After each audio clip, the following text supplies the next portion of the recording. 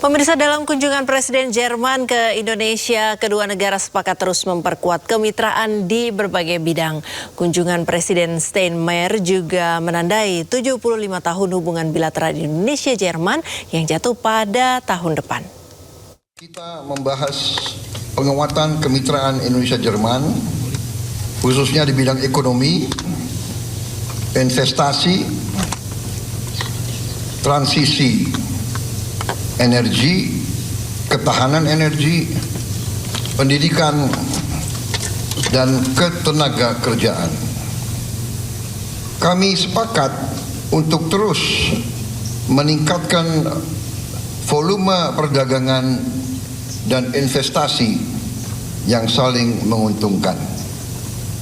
Saya menekankan pentingnya hubungan Indonesia dan Eropa, dan kami berharap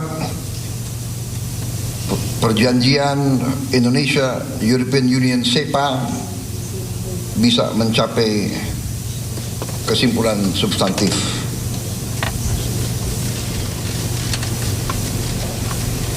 Kami berharap Jerman akan terus memainkan peran aktif dalam proses finalisasi perjanjian internal di Eropa, sehingga dapat segera memberi manfaat konkret bagi dunia usaha di kedua negara.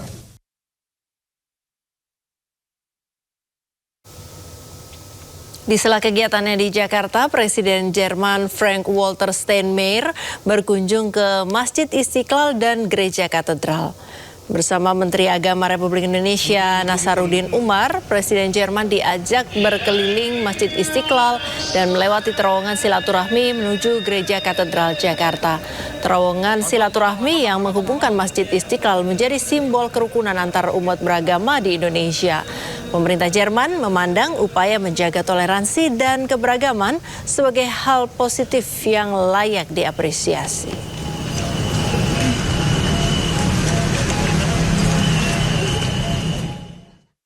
Kita ke informasi lain, pemirsa. Anggota DPRD Provinsi Maluku Utara, Nazlatan Ukhra Kasubah, merespon videonya yang terekam diduga sedang bermain ponsel pada momen rapat paripurna. Demi menjaga hubungan legislatif dan eksekutif, anggota DPRD Provinsi Maluku Utara, Nazlatan Ukhra Kasubah, menegur adanya video yang diakui dirinya tengah bermain handphone diunggah di media. Momen terjadi saat rapat paripurna, Gubernur Shirley sedang berpidato. Dirinya mengaku aneh saat melihat logo di akhir video tersebut, identik dengan logo tim publikasi Gubernur Maluku Utara Shirley Joanda. Atas penyebaran video ini telah dibuatkan laporan ke bidang cyber. Peristiwa terjadi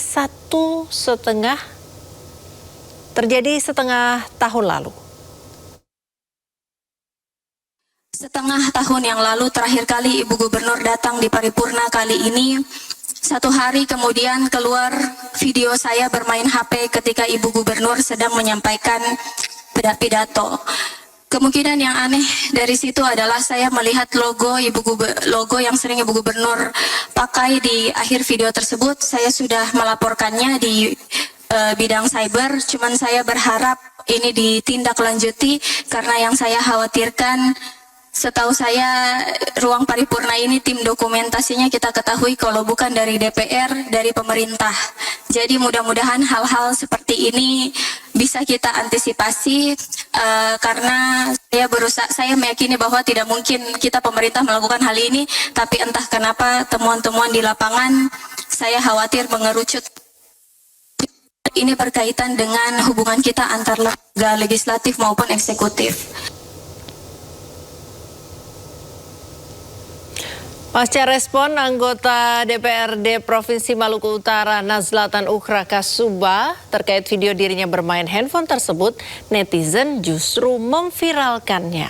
Yang bersangkutan pun membuat klarifikasi yang isinya, fitnahnya saya bermain handphone saat Ibu Gubernur berpidato. Faktanya saya pegang HP setelah semua proses paripurna selesai. Saat Ibu Gubernur berpidato saya menyimak. Cek siaran langsung paripurna di hari tersebut. Yang terjadi saat ini akun yang menyebarkan dan memelintir informasi dilaporkan di mana dicurigai ada logo yang biasa digunakan oleh Gubernur.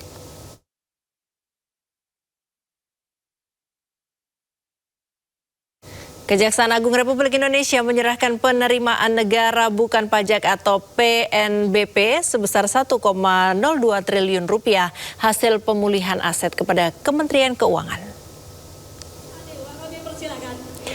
Penyerahan tumpukan uang sebanyak 1,2 triliun rupiah ini dilakukan secara simbolis oleh Jaksa Agung Burhanuddin kepada Menkeu Purbaya Yudi Sadewa di kantor Badan Pemulihan Kejagung RI Jakarta Selatan. Penerimaan negara ini berasal dari berbagai upaya pemulihan aset yang dilakukan oleh Kejaksaan Agung, mulai dari lelang Badan Pemulihan Aset atau BPA Fair 2026, penelusuran aset tanah serta bangunan kosong, hingga pengembalian aset dari perkara tindak pidana korupsi, termasuk dari kasus Edi Tansil.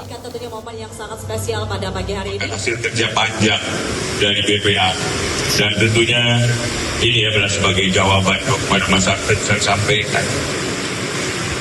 Saya tidak ingin ada sesuatu di antara kita.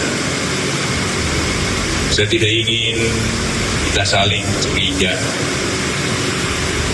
Masyarakat begitu percaya pada kita dan kita buktikan kepada masyarakat bahwa hasil kerja kita terbuka dan kita akan serahkan kepada Kementerian Keuangan. Dan tentunya selanjutnya monggo nanti Pak Menteri mau diapain, itu adalah hak dan kewenangan Bapak.